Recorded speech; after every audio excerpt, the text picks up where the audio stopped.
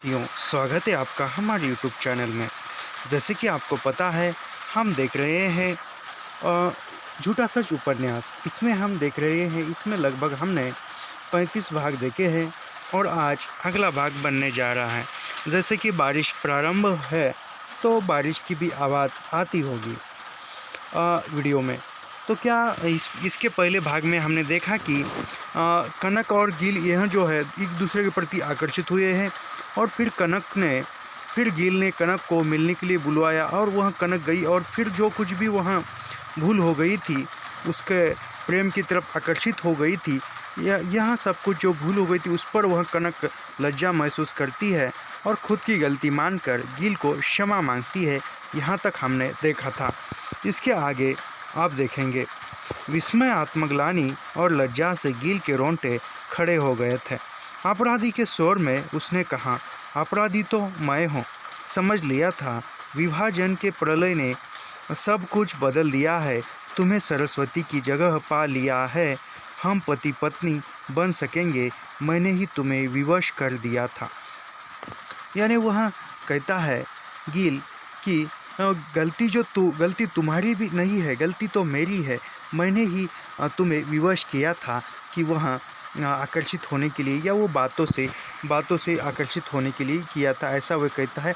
और वहाँ सरस्वती की जगह यानी गिल की जो प्रेमिका थी सरस्वती, उसकी जगह वह कनक को रखना चाहता था और वह पत्नी के रूप में कनक को स्वीकार करना चाहता था। उसको लगता था कि जो देश विभाजन हुआ है, उस देश विभाजन में सब कुछ बदल गया होगा।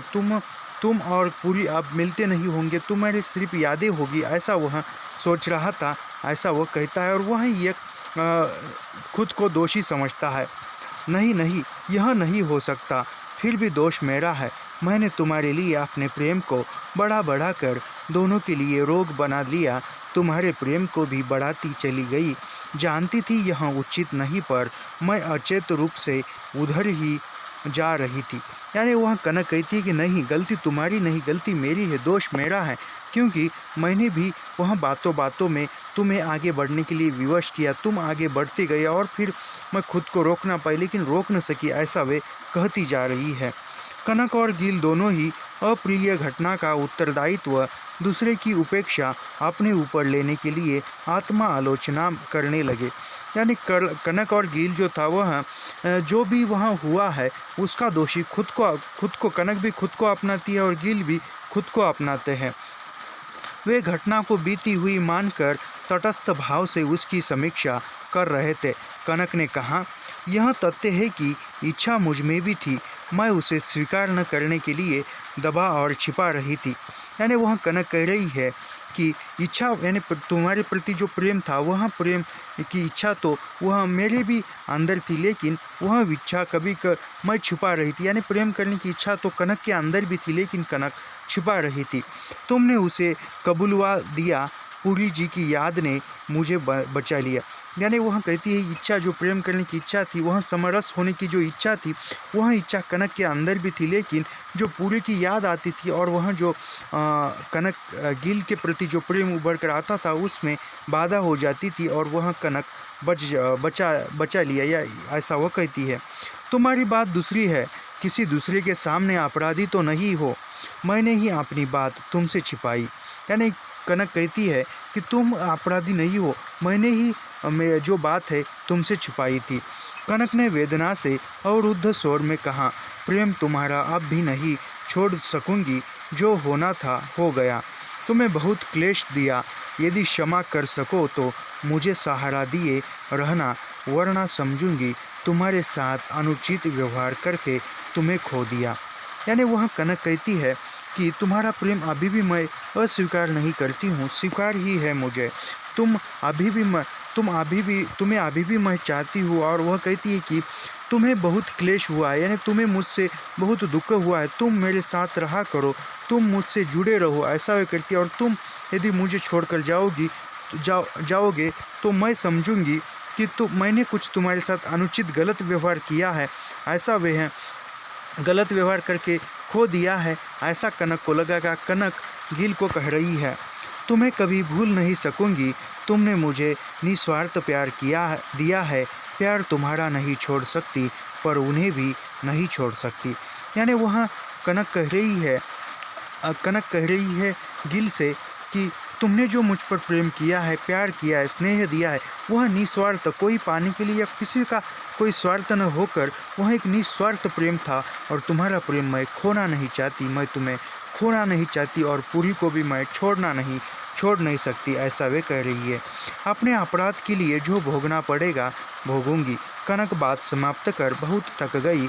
मकान लौटने के लिए उसे रिक्शा लेनी पड़ी। यानी उसने जो कुछ भी बात थी वह सब कुछ बात की और कनक सब कुछ बात करने के बाद थक चुकी थी और वह बात करने के बाद मकान की तरफ लौट रही थी और आते समय उसने रिक्शा लिया था।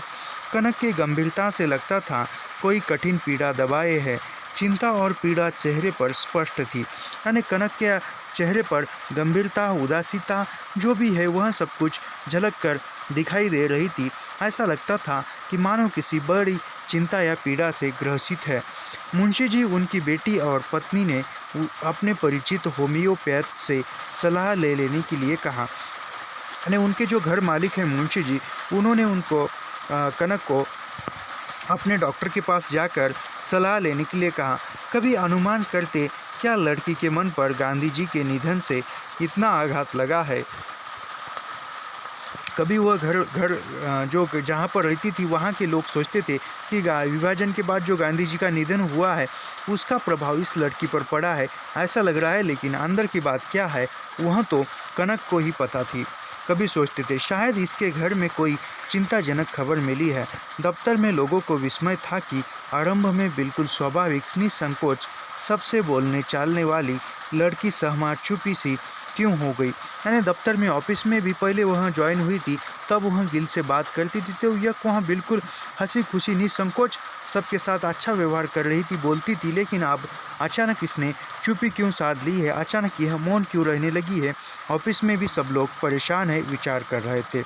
अब वह मुस्कुराती भी तो मुस्कान बनावटी और दयनीय लगती। यानी अब वो मुस्कुरा रही है लेकिन जो भी मुस्कुराहट है वह एक कृत्रिम है, मानव निर्मित है। वह इसमें नैसर्गिक जो मुस्कुराहट होती है वह एक अलग ही होती है और जो मानव निर्मित एक जानबूझकर हम मुस्कुराने का या हंसने का नाटक करते हैं वह एक बनावटी मुस्कान अलग ही होती है। तुरंत देखने वालों को पता चलता है कि सामने वाला सचमुच हंस रहा है या ऊपर से यानी कुछ नाटक कर रहा है दिखाई देता है, ऐसे दफ्तर वालों को लग रहा था। सप्ताह भर बाद कनक की तबीयत ठीक होती जान पड़ने लगी। वह फिर साधारण भाव में आने लगी। 15 दिन में गिल से केवल 3 बार मिली।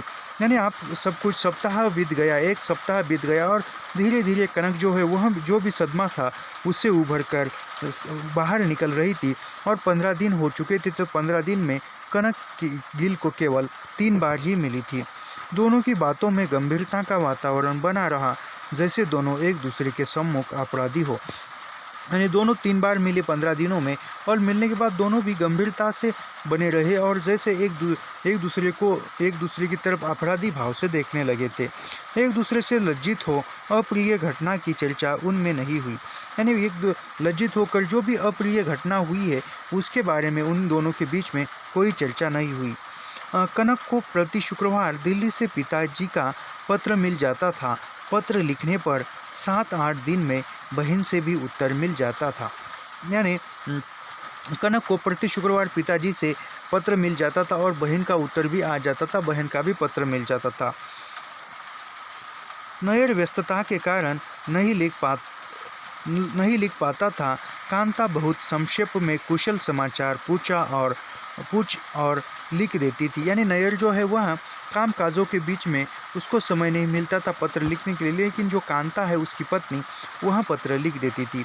वह भी बहुत थकी और व्यस्त रहती थी। बिना नौकर के रसोई और पूरा घर चाहे छोटा ही सही संभाल रही थी। उसका अनुरोध था कि वह पत्र न लिख पाए तो भी कनक लिखती रहे। फरवरी के दूसरे सप्ताह शनिवार वह दफ्तर से लौटी तो मुंशी जी की पत्नी ने उसे पुकार कर डाक से आया एक भारी सा लिफाफा दे दिया। यानी वह जो कांता है वह कहती थी जो घर का पूरा काम है वह मुझे ही करना पड़ता है, नौकर नहीं है, लेकिन मुझे पत्र लिखने के लिए समय नहीं मिलता है।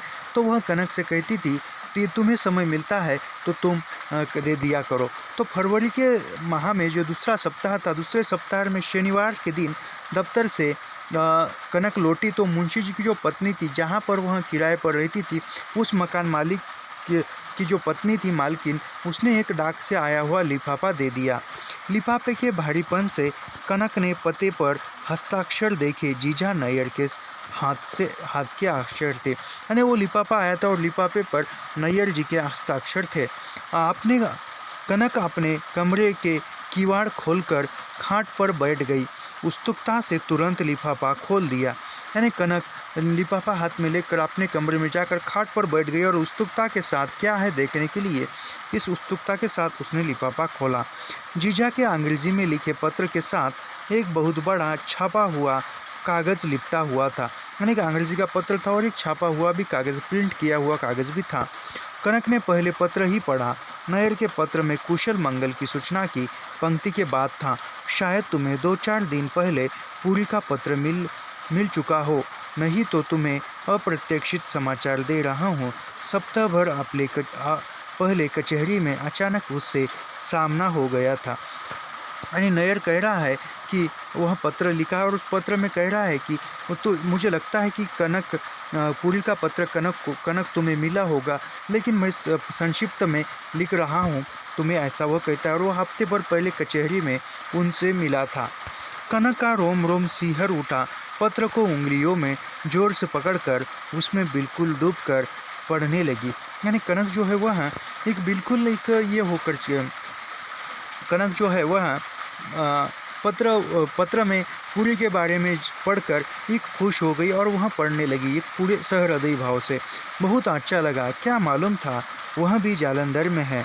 मैं उत्साह से बढ़कर मिला। न जाने क्यों इतने दिन बाद मिलने पर भी उसने कोई उल्लास या प्रसन्नता प्रकट नहीं की। यानी नैयर ने पत्र में लिखा है कि बड़े दिनों के बाद वह भी जालंधर में है, यह मुझे पता नहीं था और एक अचानक हम दोनों की मुलाकात हुई। मुलाकात भी कैसे हुई, जब पूरी वह अपने चाचा राम जोया को स्टेशन से छोड़कर आ रहा था तब वह उसको मिला था। नहीं, वह तब नहीं मिला था, वह आपका जो नाजिर नामक जो पत्र था उसके लिए वह कोर्ट कचहरी में जाकर परमिशन लेने के लिए दे रहा था, तब वह मिला था नैयर से। और वह कहता है कि मिला और अचानक हमारी मुलाकात हुई, लेकिन पूरी ने अस्पष्ट यानी कुछ उत्साह से बात नहीं की, प्रसन्नता प्रकट नहीं की, ऐसा वह बता रहा है। उसने फिर मिलने की भी कोई इच्छा प्रकट नहीं की। उसने पिताजी के लिए पूछा था, बता दिया था कि दिल्ली में है और पिताजी का पता भी उसे बता दिया था। यानी वह कहता है कि उसने पिताजी के बारे में पूछा था तो मैंने पिताजी दिल्ली में रहते हैं यह बता दिया था, ऐसा नैयर पत्र में लिखता है कनक को। तुम्हारा ही पता पूछना चाहता हो, उसने तुम्हारा नाम नहीं लिया तो मैंने भी तुम्हारे विषय में कुछ नहीं कहा।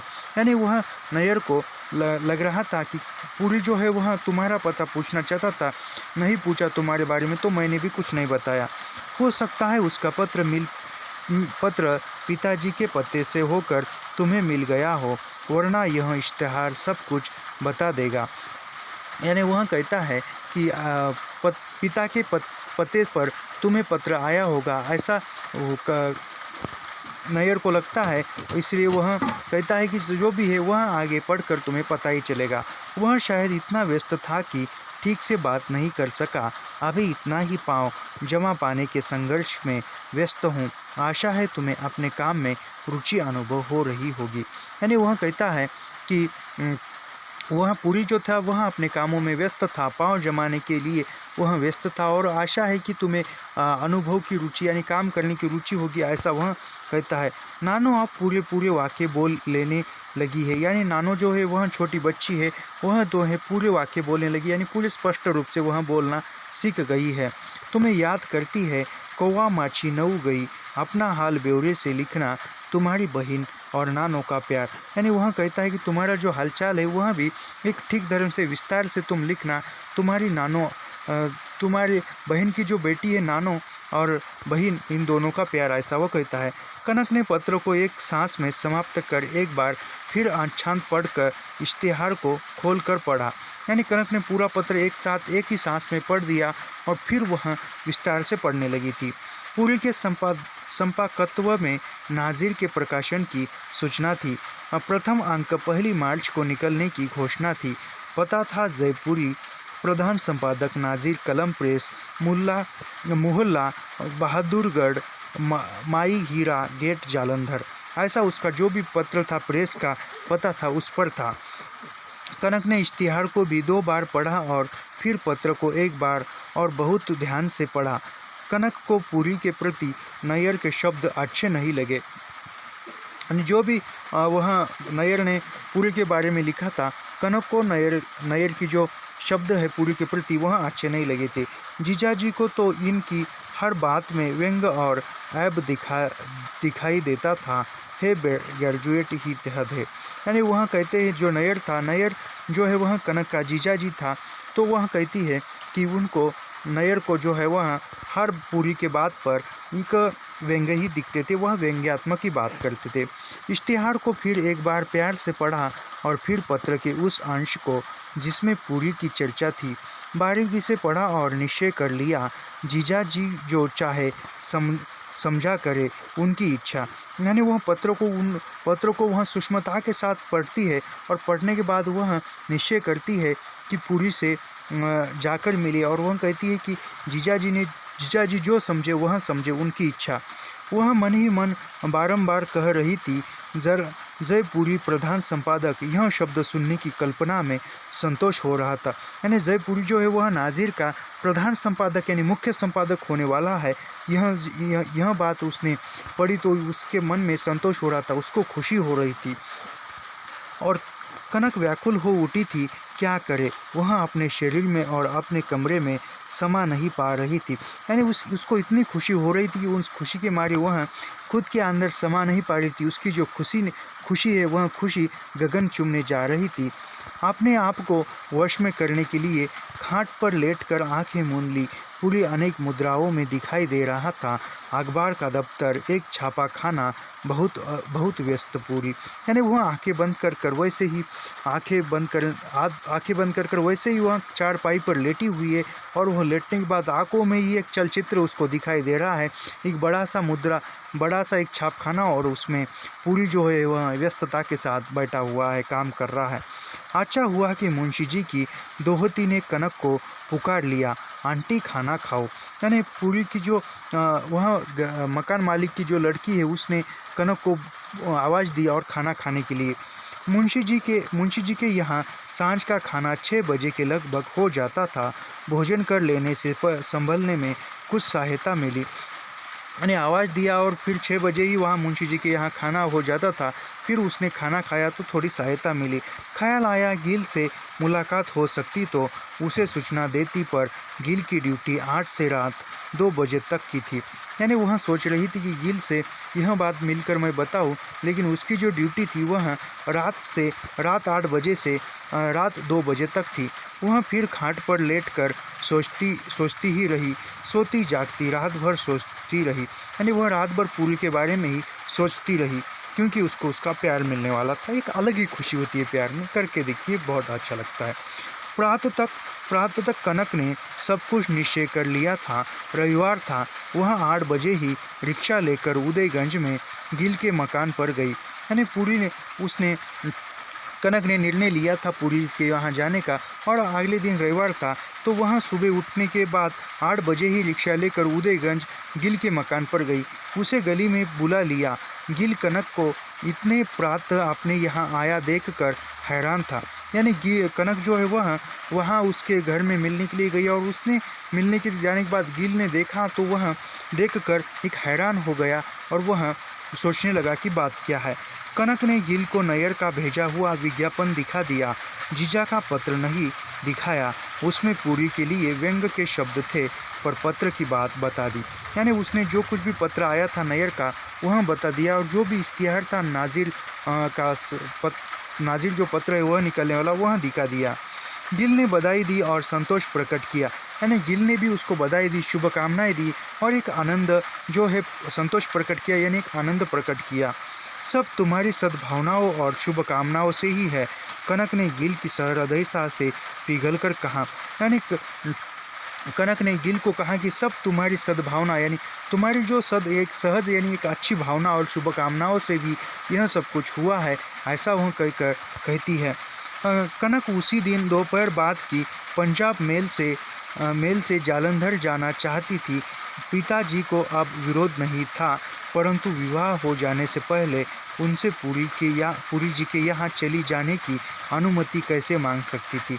यानी वह कनक जो है अब वहाँ पुरी से मिलना चाहती थी। पिताजी ने भी जो भी विरोध था वह विरोध नहीं किया था, यानी स्वीकार किया था, लेकिन वह सोचती है कि शादी से पहले मैं पुरी से कैसे मिलूँ, यह बात पिताजी को अच्छी नहीं लगती, इसलिए मैं उनको मिलने जा रही हूँ, पुरी को मिलने जा रही हूँ, यह बात मैं पिताजी को नहीं कर सकती। यानी इसने जो शादी की है, यह उसकी शादी जो है वह छुपी छुपाई है, सभी के सामने नहीं है।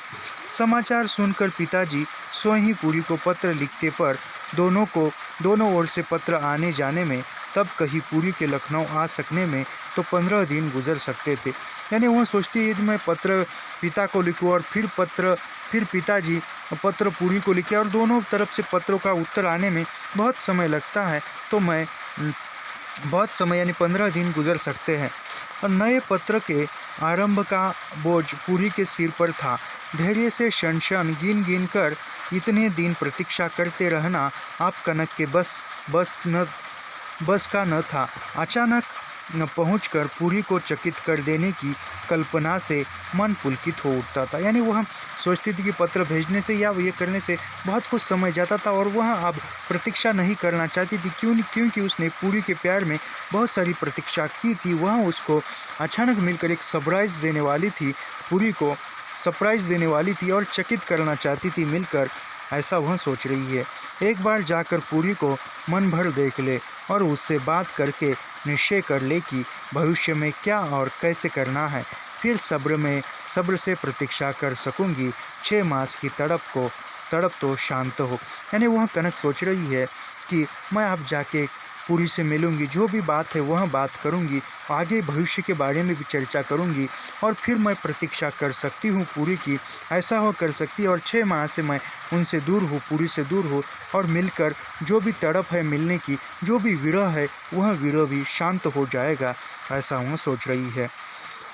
गिल ने कुछ पल सोचकर कनक का समर्थन करके राय दी, तुम्हें दोपहर बाद मेल पर चढ़ा दूंगा, सोमवार प्रातः छुट्टी के लिए तुम्हारी दरख्वास्त दे दूंगा। यानी गिल कहता है कि सोमवार जो है वहाँ पर तुम्हें गाड़ी पर मैं बिठा दूंगा और तुम्हें सोमवार की छुट्टी भी देने के लिए पत्र लिखूंगा, ऐसा वह कहता है। अभी तो 2 ही मास की नौकरी है, अधिक छुट्टी मत लो, स्थिति देखकर वहाँ से तार दे देना। यानी वहाँ गिल कहता है कनक से कि स्थिति जो है वह अभी तुम्हें 2 मास ही हुए नौकरी लग के, ज़्यादा छुट्टियाँ लेना भी अच्छी बात नहीं है, ऐसा वह कहता है। पंजाब के बंटवारे के परिणाम में कई मास तक रेलगाड़ियों के यातायात में बहुत अव्यस्तता रही। यानी वो पंजाब का जो विभाजन हुआ था, विभाजन के बहुत से यात्री जो थी वह गाड़ियों में भीड़ वह ज़्यादा थी। अब गाड़ियाँ फिर नियम से चलने लगी थी। पंजाब मेल एक ही रास्ते के एक रात के अंधकार और कोहरे में उत्तर प्रदेश का पंजाब के सैकड़ों मील लंबे मैदानों में से दौड़ती हुई वो फटते जालंधर शहर स्टेशन पर पहुंच गई। यानी ये दिल्ली से जो है कनक वहाँ एक रात का सफ़र करके जालंधर पहुंची थी, लखनऊ से, दिल्ली से ही बोल रहा हूँ मैं। हवा में घना कोहरा भरा हुआ था, बहुत ठिठुरन थी। कनक लंबे कोट के ऊपर शाल भी ओढ़े थी। अपना संक्षिप्त सा सामान लेकर टांगे पर माई हीरा गेट के लिए चल दी और पूछ कर बहादुरगढ़ मोहल्ले की गली में कमल प्रेस के सामने पहुंच गई। यानी कनक जो है वहाँ जालंधर में गई और वहाँ जाने के बाद स्टेशन से रिक्शा लेकर जो बहादुरगढ़ है वहाँ जाकर पूछ कर किसी से पूछ कर ये करके जो कमल प्रेस था उसके सामने पहुँच गई। कमल प्रेस के बोर्ड के नीचे दरवाज़ा बुंदा था। बंद किवाड़ों की फांसों से मशीनी तेल, कागज़ और कपड़े के जलने की चिरांद भरा हुआ धुआं निकल रहा था। यानी वहाँ प्रेस का जो कमल प्रेस का जो दरवाज़ा था वह बंद था और उसके अंदर से जो छपाई का जो मशीन था वह मशीन, उसका जो तेल था और जो भी कपड़े की जलने की धुआं उठ रहा था, यानी सर्दी का मौसम था तो कोई आग जलाकर कुछ गर्मी पा लेता होगा। कनक ने किवाड़ खटखटाए, भीतर से गुर्राहट सुनाई दी, कौन है? यानी कनक ने दरवाज़ा खटखटाया तो अंदर से आवाज़ आई, कौन है? किवाड़ खुले तो सर्दी से सिकुड़े आदमी ने झांका। गली में टांगे के समीप कोट पहने खड़ी महिला को देखकर प्रेस का नौकर चुप हो गया। यानी वह किवाड़ खोला नौकर ने और वह सामने स्त्री को पाकर एक चुप हो गया। रुल्दू कोट और शाल में लिपटी महिला को पहचान नहीं सका कि उर्मिला बीबी की माँ थी या कोई और। यानी वह ऊपर जो था, ऊपर कमरे में पूरी के साथ जो थी वह उर्मिला थी और वह सामने जो है रुल्लू को लगा कि उर्मिला की माँ है, ऐसा उसको लग रहा था। यानी उसने कोट पहना था और एक वह शॉल ओढ़ रही थी। भले कपड़े पहने महिला सवारी पर आई थी, बाबू को पूछ रही थी, समझ लिया निश्चय ही घर की स्त्री थी। उसने चुपचाप भीतर के आंगन के किवाड़ खोल दिए और टांगे से कनक का कंबल और सूटकेस उठा लिया। यानी वहाँ उसने सोचा, रुल्लू नौकर जो है उसने सोचा कि कोई इस घर की स्त्री है, यह घर वाली है, ऐसा सोचा और उसने जो भी वह सामान है वह उठाया। रुल्लू सूटकेस और कंबल उठाकर कनक के आगे आगे जीने पर चढ़ गया था, परंतु ऊपर जाकर उसने एक और होकर कनक को मार्ग दिया। यानी वह रुल्लू जो है वह कनक का सामान लेकर ऊपर गया और ऊपर जाकर वह एक और सरक गया और कनक को आगे बढ़ने के लिए उसने मार्ग दिया। किवाड़ मुंदे देखकर कनक ने पुकारा, किवाड़ खोलिए। उत्तेजना के कारण शोर बहुत ऊंचा न हो जाए इसलिए शोर को जरा दबाए थी। यानी मन में उत्सुकता थी पूरी से मिलने की, तो इसलिए वह एक दबे शोर में, एक उत्साह भरे शोर में वह कह रही है कि जो दरवाज़ा है वह खोली है। मन उगम रहा था कि उसके शब्द पूरी के कानों में पड़ रहे। यानी उसको लग रहा था कि मैं जो आवाज़ दे रही हूँ वह जो शब्द है पूरी के कानों में जा रहे हैं। कनक जीजा एक सांस में चढ़ गई थी। जो जीना है वह कनक पूरी को मिलने के लिए एक सांस में, यानी हड़बड़ी में तुरंत चढ़ गई थी। हब जाने के कारण हाथ सहारे के लिए किवाड़ पर रख दिए थे। यानी वह जीना जो है, सीढ़ियाँ जो है वह उसने एकदम तेज़ गति से चढ़ लिया था और एक हाफ लगी थी, दम आ रहा था, तो वह किवाड़ पर हाथ रख कर खड़ी थी। कौन है? भीतर से पूरी का शोर सुनाई दिया और कनक ने हाथ के दबाव से किवाड़ भीतर की ओर खुल गए। यानी वह कहता है अंदर से ही पूरी कौन है, ऐसा कहता है, और जो कनक का जो हाथों का जो दबाव था वह उसके कारण किवाड़ अंदर से खुल जाता है। कनक कमरे में चली गई, दिखाई दे सकने लायक सवेरा हो गया था। यानी कनक जो है वह कमरे में चली गई है और दिखाई लाने वहाँ सवेरा होता। इसके जो पहला अंक था वहाँ पर ऐसा था कि पूरी जो है वह उर्मिला के साथ सोया हुआ है और एक दरवाज़ा खटखटाने की आवाज़ आती है, दरवाज़ा खोलता है और सामने एक स्त्री को पाकर पूरी जो है वह चकित हो जाता है। वो पिछले अंक के यानी यह अंक जो है वह प्रारंभ होने से पहले दिखाया था, तो वह यह था, वो कनक आई थी। बाएं हाथ दूसरे कमरे का दरवाज़ा खुला हुआ था। यानी उसके बाएं हाथों में जो मकान के अंदर, घर के अंदर कमरा था उसका भी दरवाज़ा खुला हुआ था। पूरी लिफाफ से निकलकर पलंग से उठता दिखाई दिया। यानी पूरी जो है वहाँ पलंग से उठता हुआ दिखाई दिया।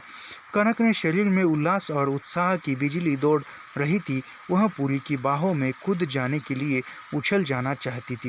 यानी वह सोच रही है कि वह पूरी को आलिंगन में भरकर, बाहों में भरकर जो भी विरह है, जो भी तड़प है वह मिटाना चाहती थी। पूरी से मिलकर वह जो कुछ भी वहाँ अभी दो नायक और नायिका बड़े दिनों के बाद मिलते हैं तो किस प्रकार वह उत्साह से एक दूसरे को मिलते हैं, इसका चित्रण बखूबी हिंदी साहित्य में बहुत से कवियों ने एक बहुत से अच्छे ढंग से किया है, तो आपको पता ही होगा। पूरी के पीछे पलंग पर लिफाज में से एक चेहरा झांकता दिखाई दे गया। यानी वह कनक जो है वह अंदर जाकर पूरी को गले लगाना चाहती थी, उसको मिलना चाहती थी, लेकिन तभी उसको जो है वह एक धक्का लगता है, एक शौक सा लगता है। वह उर्मिला को वहाँ पर देखती है। लड़की का कद गोरा, चकित सा चेहरा, अस्त व्यस्त लटे माथे पर फैली हुई बिंदी, यानी वह उस लड़की को, उर्मिला को देखती उसके जो अस्त व्यस्त हुए हुए बाल, उसके चेहरे पर अस्त व्यस्त कपड़े हुए थे, ये सब कुछ देख रही थी। चेहरा तुरंत संकोच से लिबास में छिप गया, यानी कनक का जो भी उत्सुकता थी वहाँ सब कुछ कमरे के अंदर का दृश्य देखकर वह एक संकोच में छिप गई और संकोच के कारण दब गई। पूरी उमंग नहीं उठा था, स्तब्ध रह गया। रुल्लू सूटकेस और उस पर तहाया हुआ कंबल दरवाजे के समीप ही रख कर लौट गया था, यानी जो नौकर जो था वह सामान रख कर लौट गया था। और पूरी जो था, पूरी भी एक सोचने लगा, स्तब्ध हो गया। उसको एक धक्का लगा था, एक अच्छा सा सरप्राइज मिला था और वह अब उर्मिला और कनक के क्या होगा ऐसा वह सोचने लगा था। कनक के शरीर में भरी हुई बिजली पाँवों से निकल गई। उसका शरीर निशक्त हो गया, घुटने कांप गए, यानी जो भी वह उत्सुकता के साथ आई थी पूरी से मिलने के लिए, और पूरी को मिलने के बाद जो भी वह दृश्य देखती है उर्मिला, और वह देखती है, और वह देखने के बाद जो भी उसके अंदर की जो उत्सुकता थी पूरी से मिलने की, वह सब कुछ निकल जाती है और वह हाथ, उसके जो पैर है वह कांपने लगते हैं। तुम? पूरी ने उसकी ओर बढ़कर पूछा। तुम? एक आश्चर्य भरे शब्दों में पूछा। तुम? शब्द जैसे उसके होठों से सोए निकल गए थे। आंखें फैली और पतराई हुई रह गई, यानी उसने एकदम पूछा तुम, और एक आंखें फाड़ कर देख रहा है और एक वह संकोच से देख रहा है। कनक का सिर घूम गया, गर्दन झुक गई, दोनों हाथों में मुख छिपा लिया, यानी कनक को सामने देखकर पूरी जो है, कनक ने जो भी वहाँ देखा दृश्य कमरे का, वहाँ देखने के बाद वह उसका सिर जो है वह झुक गया, गर्दन झुकाई और दोनों हाथों से अपना मुंह उसने ढाक लिया। पूरी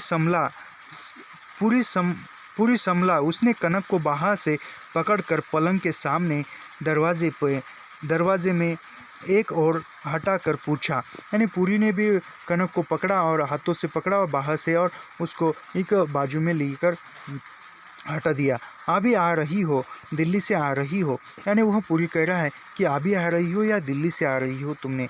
कनक खड़ी न रह सकी, गिरती गिरती संभल कर पाँव पर बैठ गई, यानी कनक जो है वह संभल न सकी, गिरने लगी थी, लेकिन गिरते गिरते खुद संभलने लगी और धरती पर बैठ गई।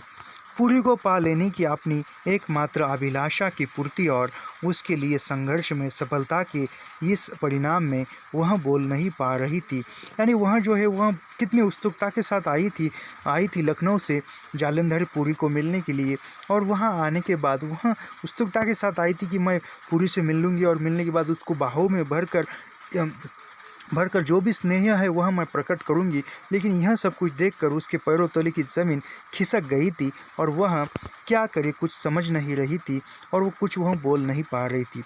उसका सिर उड़ा जा रहा था और सांसें रुक गई थी, यानी सब कुछ वो देखकर घबरा गई थी। पूरी ने कमरे का दरवाज़ा उकटा दिया, कनक को पकड़कर दूसरे दरवाजे की ओर ले गया, यानी वह दरवाज़ा खोला और कनक को दूसरे कमरे की दरवाजे की तरफ ले गया।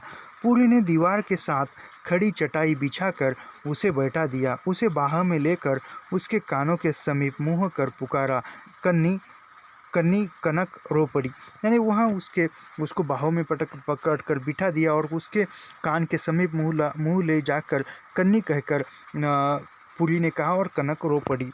पूरी शोर दबाए कनक के कान में बराबर पुकार रहा था, कन्नी कन्नी सुनो कन्नी, यानी पूरी जो है वह उसके कान में कन्नी कन्नी कहकर पुकार रहा था, सुनो सुनो ऐसा कर रहा था।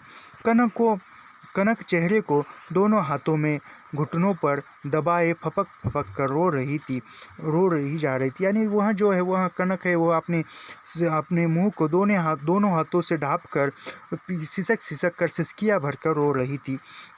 रुलाई के वेग के कारण वह सुन पा रही थी, न बोल पा रही थी। आंसुओं से भरी और हाथों से दबी आंखों में उसे लिफास से झांकती लड़की का चकित गोरा चेहरा, अस्त व्यस्त लटे, फैली हुई बिंदी दिखाई दे जाती थी और उससे रुलाई का एक और वेग आ जाता, यानी वह रो रही है और रोने के कारण वह आंखें जो बंद है, वह आँखों में जो उर्मिला का जो चित्र है वह दिखता देता है, फैली हुई जो भी कपड़े वह फैली हुई जुल्फ़े और वह जो कपड़े उसकी जो अस्त व्यस्त हुई हुई है माथे की बिंदी, वह सब कुछ उसको दिख जाती है। और पूरी कनक को बाहों में लिए अनुनय से अपनी कस्में देकर उसका पाँव पकड़कर अपनी बात सुनने का आग्रह कर रहा था। यानी पूरी जो है वह उसको समझा कर कस्में वो देकर उसको बात समझाने का प्रयास कर रहा था। कनक आधे घंटे से पहले उसकी बात सुन न सकने के लिए संभल न सकी। यानी कनक जो है वह आधे घंटे रोते तक रही और फिर वह खुद को संभल न सकी। कनक ने अपने मुख पर से हाथ हटाए, उसकी आंखें रो रो कर फूल गई थी।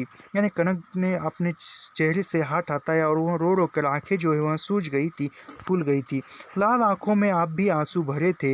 यह क्या है, क्या तमाशा है, उसने पूरी से पूछा। यानी वह पूरी से उसने पूछा कि यह क्या है, क्या तमाशा है, क्या नाटक है, क्या एकांकी है, यह वह पूछने लगी। सब बताऊंगा, तुमसे कभी कुछ नहीं छिपाया, तुम धैर्य से सुनो। यानी वह पूरी कह रहा है कनक से कि मैं सब कुछ बताऊंगा, तुम सिर्फ धैर्य से सुनो, तुमसे अब आज तक मैंने कोई बात छुपाई नहीं।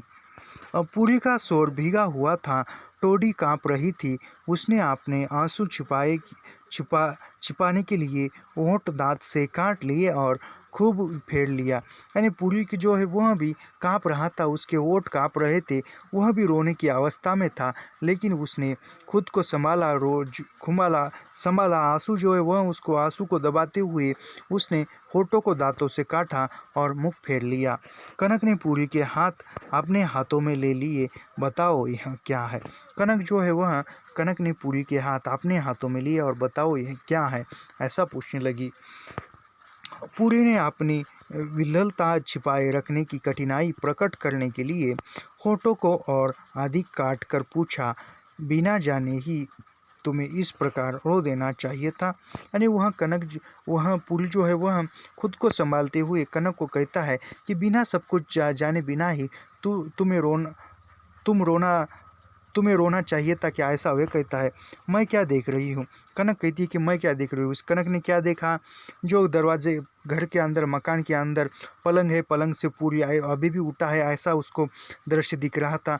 और पलंग पर जो है वह एक लड़की बैठी हुई है, उसके अस्त व्यस्त कपड़े हैं, उसके बाल जो है वह बिखरे हुए हैं, माथे की बिंदी जो है वह भी अस्त व्यस्त हो चुकी है। ऐसा वह देख रही कि मैं क्या देख रही हूँ।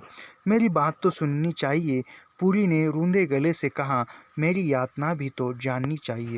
यानी पूरी कहता है कि मेरी बात तो सुनो, मेरी जो यातना है, मेरी जो समस्या है वह तो सुनो, ऐसा वह कहता है। बताइए। कनक का स्वर स्थिर और कुछ कोमल हो गया। यानी कनक का स्वर जो है वह कोमल हुआ और वह कहती है धीमे स्वर में, एक सहज स्वर में कहती है कि बताओ। पूरी कुछ क्षण के लिए सिर झुकाए मौन रह गया और फिर रूंधे हुए गले को साफ कर बहुत धीमे स्वर में बोला। पूरी जो है वह इस प्रकार गला साफ कर बोला, तुमने एक पलक में यह देखा है, पर तुमने उसके पीछे प्राणों पर संकट, विवशता और यातना की जो दारुण स्थितियाँ रही है, वे नहीं देखी है। यानी कनक को पूरी कहता है कि तुमने यह सब कुछ दृश्य देखकर रोने लगी हो, लेकिन इसके पीछे जो भी दारुण कथा है, जो भी विवशता है, जो भी मेरी परिस्थितियाँ है, जो भी वह विवशता है, वो समस्या है, उसको नहीं देखा, ऐसा वे कहता है। वो कहता है उनकी कल्पना भी नहीं कर सकती। तुम नहीं जानती मैं मौत के मुंह से कैसे बच गया, मैं कितना विवश था और हूँ। यानी वह कनक को पूरी कहता है कि तुम नहीं जानती, कि तुम कल्पना भी नहीं कर सकती कि मैं कितने बड़े संकट में था और कितने बड़े इसके से मैं मौत के मुंह से बच गया। यानी मेरी जान भी जाती थी, तब मौत के मुंह से मैं बच गया और मैं विवश पहले भी था और अब भी हूँ, ऐसा वह कहता है। कनक घुटने पर टोटी टिकाए पूरी के मुख पर टकटकी लगाए थी। यानी कनक जो है उसकी बात एक टक होकर सुन रही थी। पूरी उन बेधती आंखों से नज़र बचाए मस्तिष्क की संपूर्ण एकाग्रता से बहुत धीमे धीमे बताने लगा। यानी पूरी जो है वह सब कुछ एक धीमे धीमे स्वर में बताने लगा। तुमने मुझे इस अवस्था में देखा है, परंतु तुम नहीं जानती यह अवस्था किन परिस्थितियों का परिणाम है। यानी वह पूरी कहता है कनक को कि तुमने मुझे इस अवस्था में देखा है, यह तो सच्चाई है, लेकिन तुम नहीं जानती कि इस परिस्थिति का परिणाम क्या है, यहाँ इस परिस्थिति में मैं किस प्रकार पहुँचा हूँ। जब आदमी चोट से बेसुध हो गया हो, वह सहारे के लिए क्या करता है। यानी वो पूरी जो है अब झूठ बोल रहा है। हमने पहले पढ़ा है कि उर्मिला किस स्थिति में थी और पूरी ने उसकी तरफ किस प्रकार कदम बढ़ाए, यह हमने देखा है। तो वह इसके अनुसार पूरी जो है वह झूठ बोल रहा है और वह शायद इसीलिए ही उपन्यास का नाम रखा है कि झूठा सच। जब आदमी चोट से बेसुध हो, यानी पूरी कहता है कि जब आदमी बेसुध हो जाता है और तो उसको सहारे की आवश्यकता होती है, तब वह क्या करता है, ऐसा पूरी कनक को बता रहा है। किस जगह किस वस्तु पर हाथ डाल देता है, यह कहाँ यह वह सोए भी नहीं जानता। यानी वह कहता है कि बेसुध हो जाता है, अस्त व्यस्त हो जाता है और उसके पास कोई सहारा नहीं होता है, तब आदमी क्या नहीं कर सकता, किस जो भी वस्तु हाथ लगे वह अपनाना चाहता है, उसका सहारा लेना चाहता है, ऐसा पूरी कनक को समझा रहा है। सुध आने पर वह हैरान रह जाता है और अधिक बेसब हो जाता है। अब तुम ही मुझे बचा सकती हो। यानी पूरी कहता है कि सुध आने पर या बेसुध हो जाने पर तो वह सहारे के लिए विवश हो जाता है, वह सहारा पाने के लिए कुछ भी कर सकता है और फिर वह होश आ जाता है तो वह उसको लगता है कि वह पूरी तरह से अब फंस चुका है, ऐसा कहता है। और पूरी कहता है कि मैं अभी वह सब कुछ उसके अंदर फंस चुका हुआ। आप कनक को कहता है कि आप तुम ही मुझे इस झंझट से बचा सकती हो। पूरी सांस लेने के लिए रुका। कनक ने उसके चेहरे पर आंखें गड़ाई, पूछ लिया, यह कौन है, मामला क्या है। यानी वह पूरी जो है वह बताकर रुक लिया सांस लेने के लिए, क्योंकि उसने जल्दी जल्दी बताया होगा तो उसकी भी सांसें फूल गई होगा और सांस लेने के लिए वह रुक गया। फिर वह कनक जो है उसकी तरफ देखकर बहुत पूछती है कि यह कौन है, यानी यह लड़की कौन है और मामला क्या है, ऐसा वो पूछता है।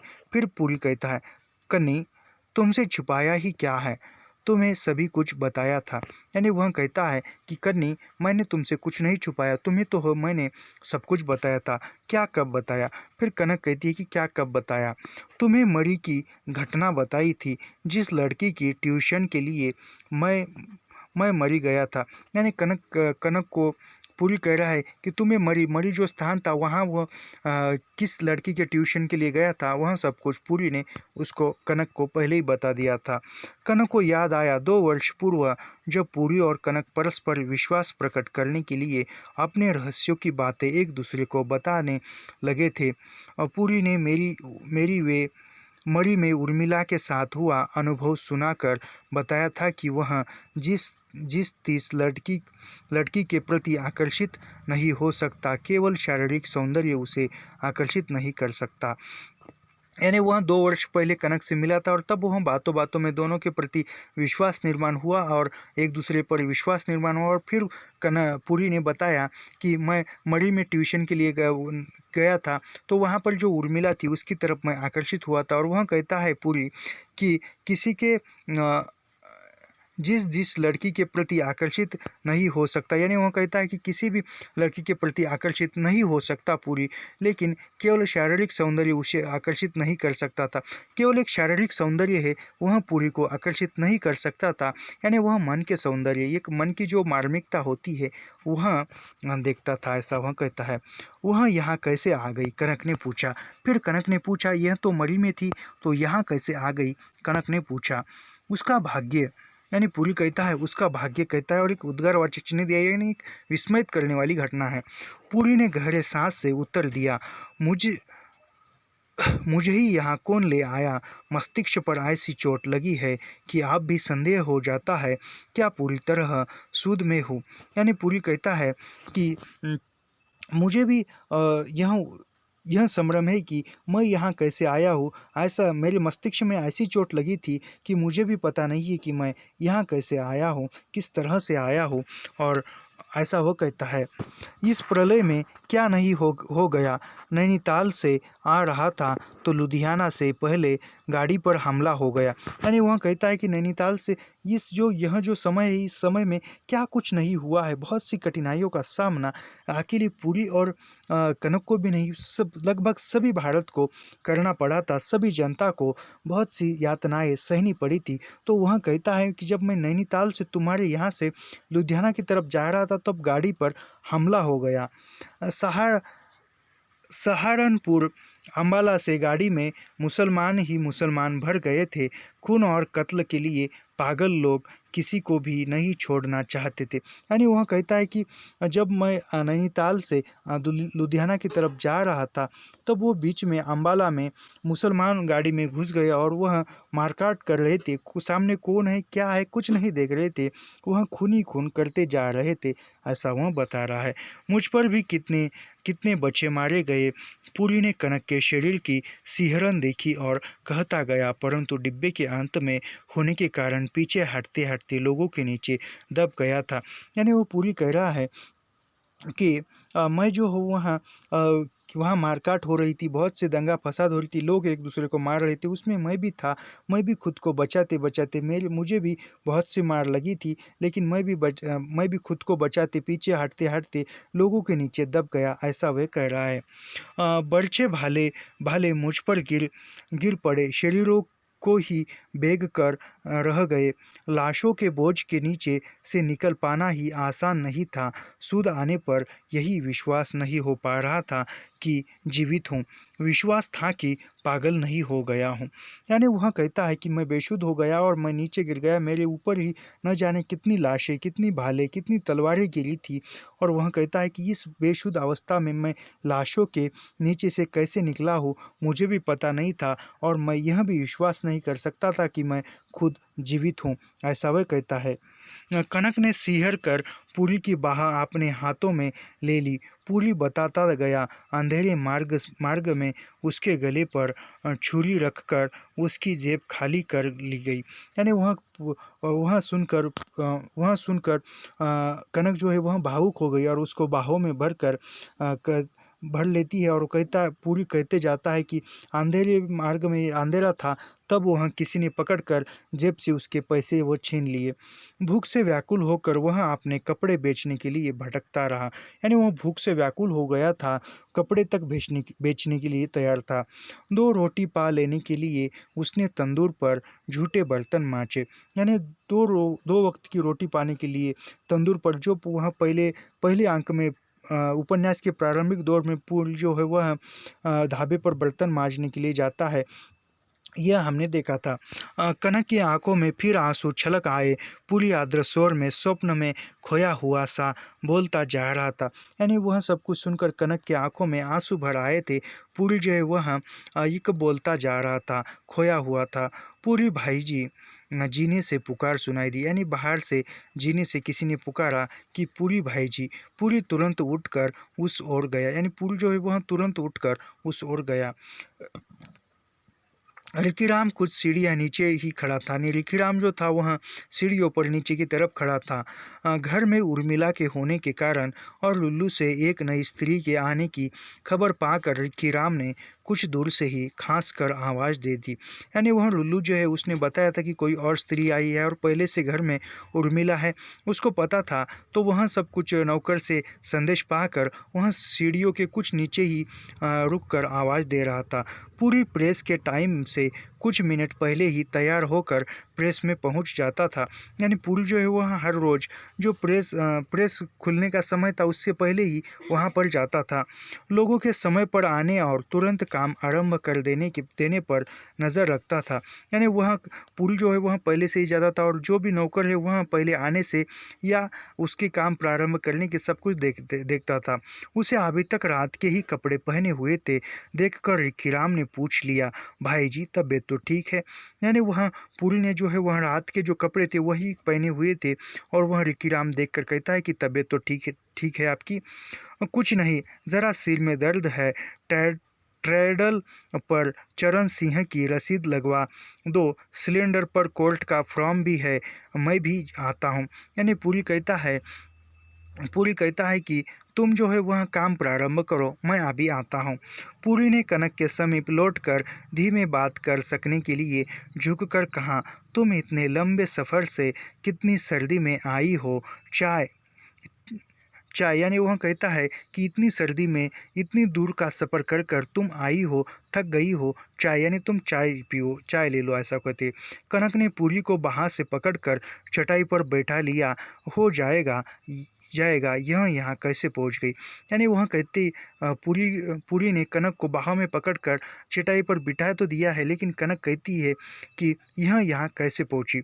पहले यह ही नहीं बता सका कि मैं इस मकान तक कैसे पहुँच गया। यानी पुरी कहता है कि पहले मैं यह भी नहीं बता सका कि इस मकान तक मैं कैसे पहुँच गया, और तुम तो उर्मिला की बात कर रही हो, तब भी पहले बताओ यह कहाँ मिली। तो कनक कहती है कि पहले तुम मुझे यह बताओ मकान यह तुम्हें कैसे मिली, यानी वह उर्मिला जो है वह तुमको कैसे मिली। लंबी और दर्द भरी कहानी है, पुरी ने पीड़ा के स्वर में कहा। इसका परिवार बेघर बार होकर यहाँ आ गया था।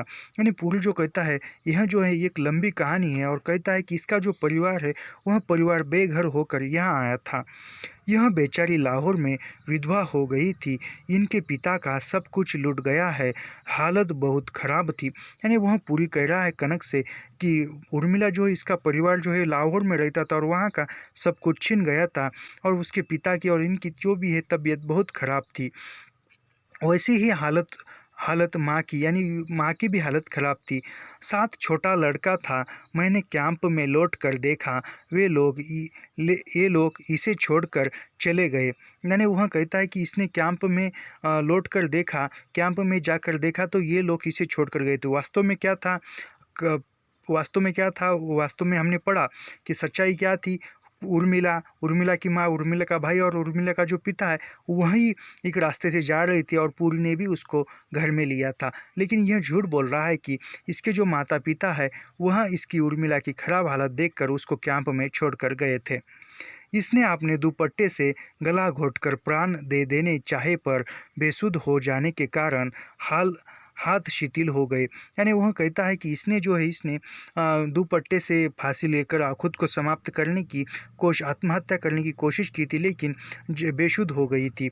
हम दोनों भाग्य के मारे पागलों जैसी स्थिति में थे। यानी वह कहता है पूरी कि हम दोनों जो थे वह पागलों जैसी स्थिति में थे, दोनों को भी समझ नहीं आ रहा था कि क्या करें। यह बार बार आत्महत्या का प्रयत्न कर रही थी। इसे संभालने के प्रयत्न में अपनी अवस्था भूल सका, नहीं तो शायद मैं स्वयं कुछ कर बैठा। यानी वह कहता है कि मैं खुद को भी संभल नहीं सकता था, तब वह ऐसे हालत में मिली तो मैं क्या कर बैठा, मुझे भी कुछ नहीं समझ में आया। उस समय इसके प्रति पुरानी घृणा और खिन्नता कैसे याद रखता। मेरे रोए रहते समय यह फिर अपना गला न घोट ले, इसलिए इसे बाहों में लेकर सोना पड़ता था। यानी वह पूरी कहता है कि जो भी हमारे बीच में पहले की जो घृणा थी वह घृणा कहाँ प्रकट करे, यह खुद को न आत्महत्या न करे, खुद का गला न घोटे, इस भय से मैं उसको पास बाहों में लेकर सोना पड़ रहा था। इसे विश्वास दिलाना आवश्यक था कि यह वंचिता, निराश्रय और अकेली नहीं। यानी पूरी कहता है कि इसको विश्वास दिलाना चाहता हूँ कि यह निराश्रित या अकेली नहीं है। उचित कहो या अनुचित, उसका दिमाग बदलने के लिए अपने प्रेम का विश्वास दिलाया। यानी वह कहता है कि उसको विश्वास दिलाना पड़ा कि वह जीवित है, या अच्छा करने के लिए उसको विश्वास दिलाना पड़ा कि उसको प्रेम का सहारा देना पड़ा, ऐसा वह कह रहा है। मानसिक शारीरिक सभी उपाय किए, एक जान को बचा सकने का प्रश्न था। यानी वह कहता है पूरी ने प्रयत्न किए, लेकिन पूरी ने किस प्रकार प्रयत्न किए, तुरंत यही जाल अपनाने की ही चाल चली। और वह कहता है कि ये जो भी वह उपाय करके देखे, लेकिन एक जान को बचाने का प्रश्न था, ऐसा वह कहता है।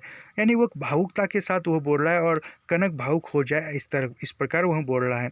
मुझे इससे अधिक कुछ दिखाई नहीं दे रहा था, पर इसे कभी तुम्हारा स्थान दे या पत्नी बनाने की बात नहीं सोची। यानी पूरी कहता है कि इसको मैंने अपनाया, लेकिन कभी तुम्हारा स्थान या पत्नी बनाने की बारे में नहीं सोचा। लेकिन हमने इसके पहले भी देखा है कि पूरी जो है वह एक उर्मिला से शादी करके एक समाज के सामने पत्नी के रूप में स्वीकार करना चाहता था, और यहाँ कनक से कह रहा है कि मैंने कभी इसको पत्नी बनाने के बारे में नहीं सोचा, ऐसा वह कर रहा है। लेकिन यह झूठा जो सच है, उपन्यास का नाम यह मेरे ख्याल से इसी बात को लेकर रखा गया हो।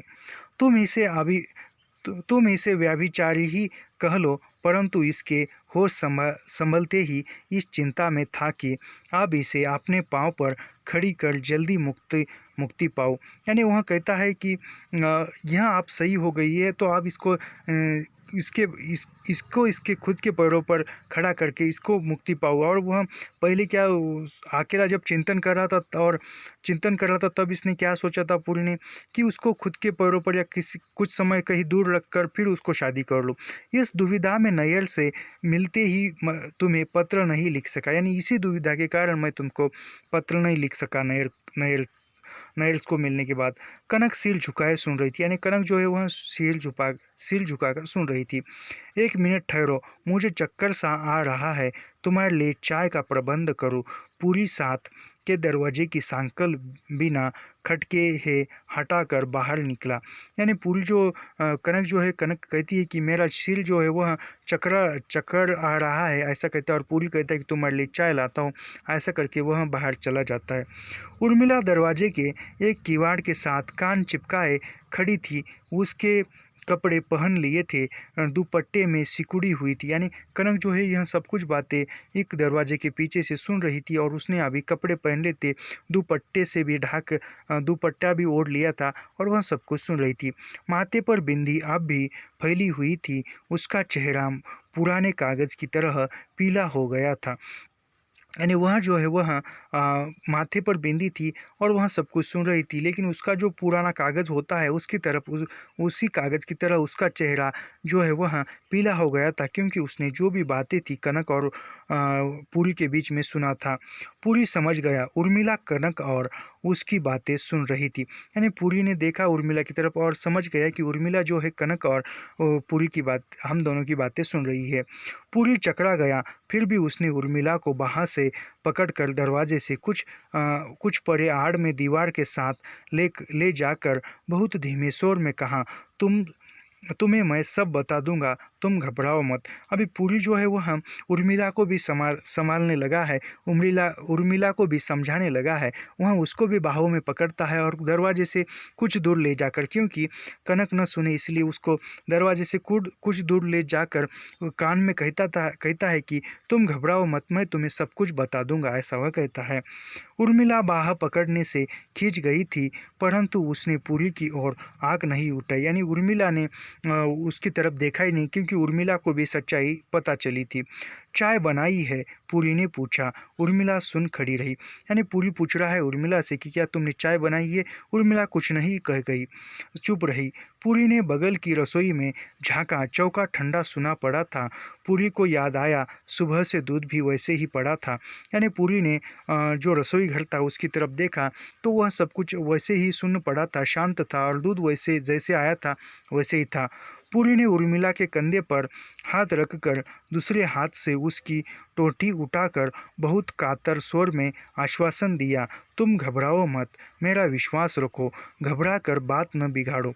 यानी वह पूरी कहता है कि तुम घबराओ मत, मेरा विश्वास रखो, ऐसा वह कहता है और घबरा कर बात न बिगाड़ो। यदि वह उर्मिला जो है वह घबरा जाएगी और घबराए शोर में कुछ बोलेगी और वो घबराने के बाद कनक के सामने जाएगी और कनक सब कुछ पहचान लेगी, इसीलिए वह कहता है उर्मिला को कि तुम घबराओ मत, तुम यदि घबरा जाती हो तो पूरी बात है वह बिगड़ जाएगी। और तुम अपने घर में हो, तुम उससे मेहमान की तरह ठीक से व्यवहार करो। यानी वह कहता है कि तुम्हारे खुद के घर में हो, तुम उसको मेहमान की तरह व्यवहार करो, मेहमान की तरह मेहमान नवाजी करो। उर्मिला ने पूरी से आंख न मिलाई, सिर झुकाए रसोई में चली गई। पूरी ने जीनी से निचले दरवाजे में जाकर खेमी को पुकारा। उसने रुपया देकर डबल रोटी, मक्खन की टिकिया, हलवाई यहाँ से कुछ नमकीन मीठा आने का आदेश दिया। यानी पूरी जो है वह बाहर जाकर उर्मिला जो है अंदर रसोई घर में गई और वह आँख न मिलाई, लेकिन रसोई घर में गई और वह बाहर जाकर नौकर से कहकर कुछ डबल रोटी, मक्खन, मीठी, नमकीन वह लाने के लिए कहता है। पूरी ने फिर कनक के समीप चटाई पर बैठकर बात की। कन्नी इस समय, यानी वह कहता है पूरी के जाता है और उसके पास रुकता है और बात करता है। तो आज की वीडियो में इतना ही। ऐसे ही लाइन टू लाइन, पंक्ति दर पंक्ति अध्ययन करने के लिए हमारे चैनल को सब्सक्राइब कीजिए, लाइक कीजिए और शेयर करना मत भूलिए। और सबसे एक दूसरी बात है कि यह है कि आज के वीडियो में बारिश हो रही तो बारिश का भी आवाज़ आया होगा। मिलते हैं नेक्स्ट वीडियो में। धन्यवाद।